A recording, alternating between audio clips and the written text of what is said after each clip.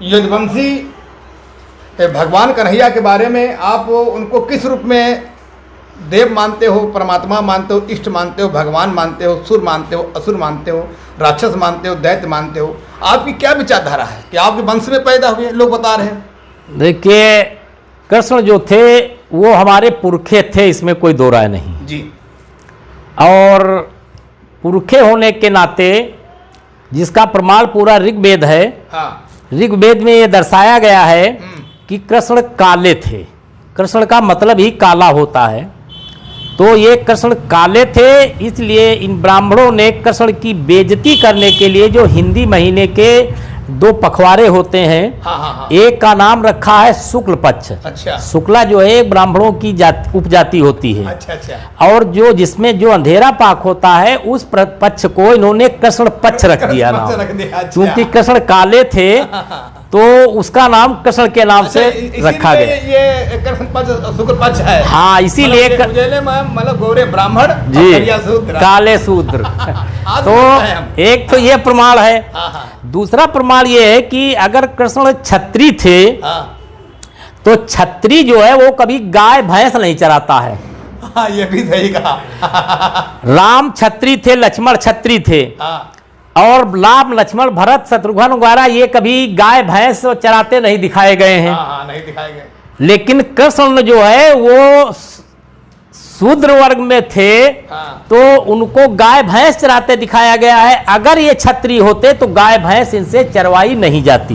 इसका हमें ये उद्देश्य लग रहा है कि इन ब्राह्मणों ने कि मतलब इनको एकदम बद्दी या गंवार बना दिया। हाँ, इसका यही उद्देश्य जा रहा है जी। और दूसरा ये है कि देखिए लिंग कहाँ से जुड़ता है। पूरे देश में होलिका मनाई की त्योहार मनाया जाता है। और होलिका थी कौन? होलिका को लोग तो नहीं जानते हैं, लेकिन प्रहलाद को जानते हैं। प्रहलाद जो था वो हरदोई में हिरण्यकश्यप राजा था, उन्हीं का पुत्र था। तो हरदोई में जो राजा थे हिरण्यकश्यप, उनके लड़के का नाम प्रहलाद था, और प्रहलाद के लड़के का नाम विरोचन था, और विरोचन के लड़के का नाम बलि था, और बलि के लड़के का नाम बाणासुर था, जिसने वाराणसी बसाई है। वाराणसी जो है वो बाणासुर ने बसाई थी, उन्हीं के नाम पे वाराणसी का नाम रखा गया। अब इधर आ जाइए, बाणासुर के एक लड़की थी जिसका नाम था उषा। और वो कहाँ ब्याही थी? देखिए, शादी ब्याह बराबर में होते हैं। कृष्ण और वसुदेव और देवकी समझिए, चाहे नंद बाबा यशोदा समझिए, उनसे पैदा हुए कृष्ण। और कृष्ण और रुक्मिणी से पैदा हुए प्रद्युम्न, और प्रद्युम्न और महामाया से पैदा हुए अनिरुद्ध। अनिरुद्ध की शादी जो है वो बाणासुर की लड़की उषा से हुई थी। अच्छा। जबकि सारे लोग जानते हैं कि प्रहलाद को और बाणासुर को, पूरे खानदान को जो है वो असुर बताया गया है। और असुर की शादी असुर से तो होगी। सही।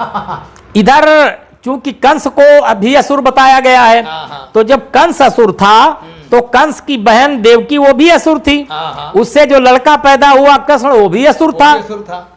और कृष्ण से जो लड़के पैदा हुए वो भी तो असुर रहेंगे, तभी तो उनकी असुरों में शादी हुई। वरना जो है बाणासुर की लड़की से शादी होने का कोई सवाल नहीं उठता था। यादव लोग शादी तब भी बराबरी में करते थे और आज भी करते हैं। आज भी कोई यादव जो है वो अनुसूचित जात में विवाह नहीं करता है स्वेच्छा से। तो आज नहीं करता है तो तब भी नहीं करते थे। शादी ब्याह हर बिरादरी में बराबरी में होते हैं। तो ये प्रमाणित होता है कि वो असुर थे। दूसरा ये है कि जो सत्यनारायण की कथा लोग सुनते हैं, हिंदू धर्म के लोग, उस सत्यनारायण कथा में 7वां अध्याय है, जिसमें राजा तुंगध्वज जो है वो जंगल में शिकार खेलने जाते हैं, और शिकार खेल के जब वापस आते हैं तो जंगल के बाहर ग्वाले, अहीरों के ग्वाले लड़के जो थे, ग्वाल बाल, ये सत्यनारायण की कथा किए थे। अच्छा। और कथा करने पर इन्होंने सोचा कि राजा साहब आ रहे हैं तो राजा साहब को प्रसाद दे दिया जाए। तो राजा साहब को प्रसाद देने के लिए जब वो गए तो राजा साहब ने प्रसाद उनका नहीं लिया, ये समझ करके कि ये नीच ग्वाल बालों के लड़के हैं। नीच है। मैं नहीं कहता हूं, ये सत्यनारायण व्रत की कथा कहती है। हाँ। कि ये नीच हैं। नहीं, भागवत में भी सुनाया जाता जी, है। इसके अलावा रामायण के उत्तरकांड में भी दिया है। हाँ। 129 दोहा के आगे वो छंद दिया है जिसमें लिखा हुआ है कि आभीर यवन किरात खलग रूप जे। हाँ। उसमें लिखा हुआ है तुलसीदास की रामायण में हाँ। कि अहीर जो है आभीर यवन, नंबर 1 का पापी अहीर होता है, नंबर 2 का पापी मुसलमान होता है, और जातियां तीसरे चौथे किस नंबर पे आती हैं ये तो नहीं पता है, लेकिन नंबर 1 और नंबर 2 का विवरण तुलसीदास ने अपनी रामचरितमानस में कर दिया है कि नंबर 1 का पापी अहीर है, नंबर 2 का पापी यवन माने मुसलमान है। ये हो गया। और अगला उदाहरण जो है वो ये है कि अभी 2017 में अखिलेश यादव जी मुख्यमंत्री थे।